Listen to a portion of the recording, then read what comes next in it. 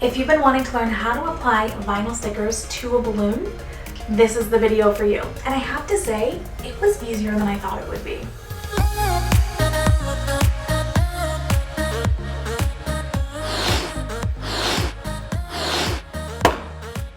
Hi friends, it's Rachel here with Bubbly Balloon Co. If you're new to the channel, I help DIYers and other balloon artists overcome blocks to creativity and inspiration with new tutorials and creations every week. In today's video, we're going to be learning how to work from home with 3 dogs. In today's video, we're going to be learning how to put vinyl stickers onto balloons. I'm going to be honest with you, the first time I ever did vinyl was for this job and for this video. So I had a lot of studying to do and a lot of learning to do, but it went really well, luckily for me. So I'm happy to share with you how I did it and share my tips for making it as easy and smooth as possible. If you're anything like me, you've been doing balloon garlands and balloon arches for a little while now, you kind of got it down, but vinyl seems terrifying. One, if you have to invest in the equipment yourself, oh my god, is it ever expensive to get started, and time consuming. But 2, even if you order it from like Etsy or something, which is what I did here, girl, it's expensive. Like, it's a lot for these vinyls and stuff. So to go through all that for a job for a client and then mess it up is like, whew, you know? So luckily I started on a job for a very close friend of mine. She had no idea I was doing the vinyl. It was a surprise for her. And I found a fantastic vendor on Etsy who was so helpful. She helped me come up with all these different ideas and designs, and I'm so happy with how it turned out. There are a couple things I would do different next time, so I will definitely share those tips with you along the way. But let's jump right in. So these were all the supplies I needed for this job. It was 1, 2, 3, 4, 5, 6, 7, 8 different vinyls here, and all I needed were the instructions, a little spray bottle of rubbing alcohol, along with like a rag or paper towel to wipe that off with, and then some sort of tool for the application and transfer process. I used this little like scraper, but I think driver's licenses, credit cards, all sorts of stuff would work for this. So this stuff is totally optional, but the first thing I did was use painter's tape, which is a really light, delicate tape, to hold my balloon steady in place while I got the hang of this. On the first few balloons that I did here, I taped the balloons down to hold them in place while I did the vinyl application, and then I put up the balloons. But you'll see later on through the install, once I got the hang of it, I was comfortable just doing it straight on the garland. The first step here is just to clean the balloon surface where the vinyl's gonna go with rubbing alcohol. So I just did a few little spritzes from my little bottle here. I wiped it off with a rag. You could use a paper towel, whatever you got. I just made sure that was nice and clean. And then step 2 is to go ahead and peel the backing paper away. So the vinyl itself is on this like white silky kind of paper, and on top of that is a clear kind of sticky transfer paper. So you're trying to take the vinyl off of the white paper, get it stuck to the clear run. So you basically very carefully and slowly peel off this backing paper.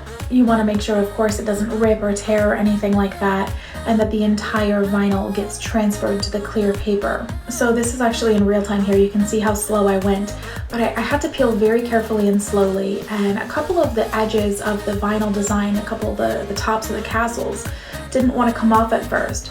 So what I did was bend the white paper right behind the area I was working with and kind of pressed a little bit from behind to encourage it to jump over to the clear transfer paper. And of course the next thing to do is to carefully place the vinyl and the transfer paper onto the balloon itself. Now I did this very carefully, and I'm so sorry for the bad view, but you are going to see me do this about 7 more times in this video. So I promise you're going to get a better view here in a second. But all I did was carefully lay it on there and then just kind of pressed with my fingers to make sure the vinyl design was in place.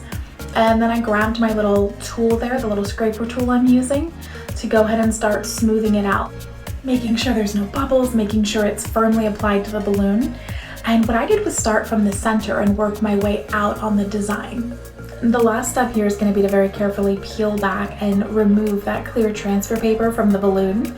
And just like when we were taking away the white paper, I'm going to go super slowly to make sure none of the edges are lifting, there's no tears or anything like that happening. And again, I'm sorry, you will get a better view later in the video. Somewhere along the way, I picked up this tip or this trick of bending the clear tape fully back, like flat against the balloon, and very slowly and carefully just rolling it backwards. And I guess that makes like for less resistance or something, but I just had a really easy time of it when I did it that way specifically, as opposed to like lifting up a corner and pulling the paper out towards me.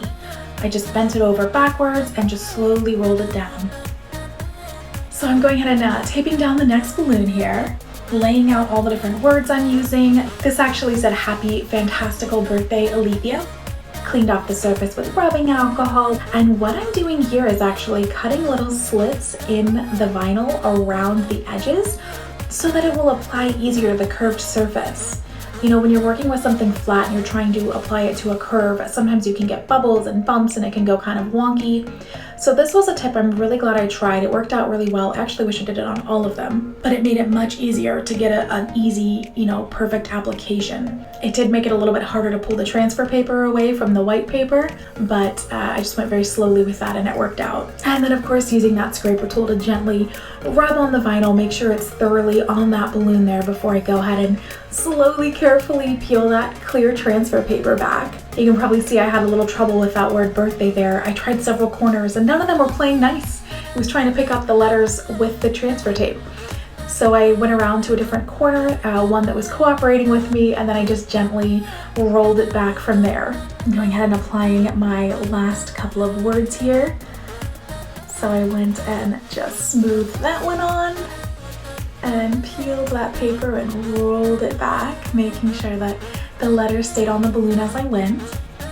And my last word there, happy, slowly peeling it off of the paper and making sure none of the letters stuck to the white paper as I went, smoothing it onto the balloon and pulling back that transfer paper again, being gentle and carefully removing that painter's tape, and that's what it looked like.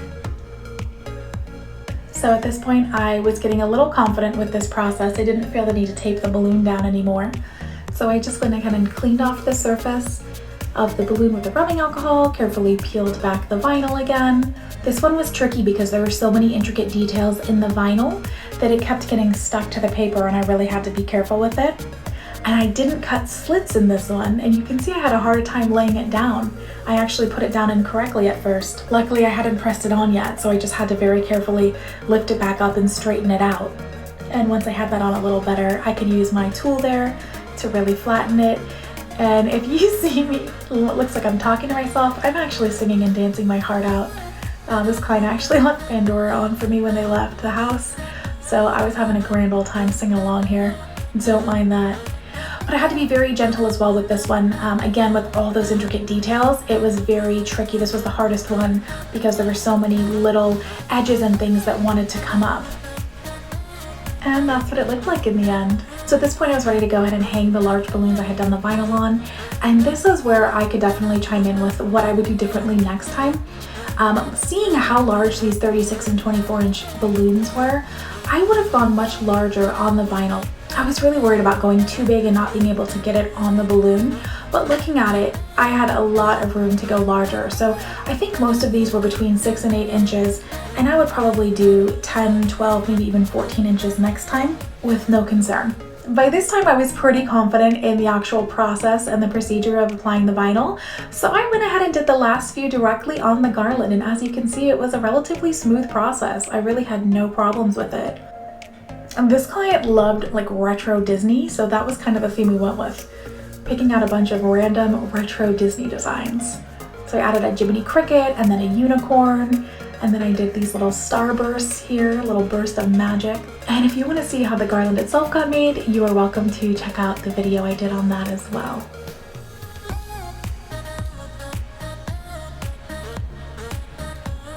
I just want to give a shout out to Mickey's Magical Bazaar, the shop I ordered from on Etsy.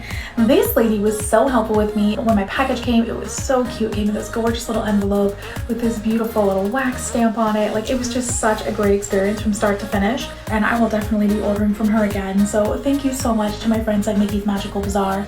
This job was so much fun. It was for a very close friend of mine. It was very close to my heart. I really just wanted to give her a balloon garland that like reflected her personality, all the things she loves, and she already has such a gorgeous home. It was like, okay, how do I play off of this, tie into it without messing up the aesthetic that she has? Because it's so cool. It's like farmhousey but mid-century modern, and it's just so gorgeous. So I think I did a pretty good job, and I actually did an entire video on that garland as a whole. Thanks for hanging out with me today. I hope you had a good time and maybe even learned something new. Who knows? I do appreciate you being here with me. If you want to follow along and watch more balloon videos as they come out, Don't forget to hit subscribe. You can also hit the notification bell to get alerted when they come out. If you have any thoughts or comments for me, please leave them down below. I interact a lot in the comments. I love to hear what you guys think. I love to hear your tips and tricks, what works best for you. If there's a trick that you have to putting on vinyl I didn't talk about, please let me know. I am here to learn and grow with this. So I hope to hear from you, and I'll see you in the next video.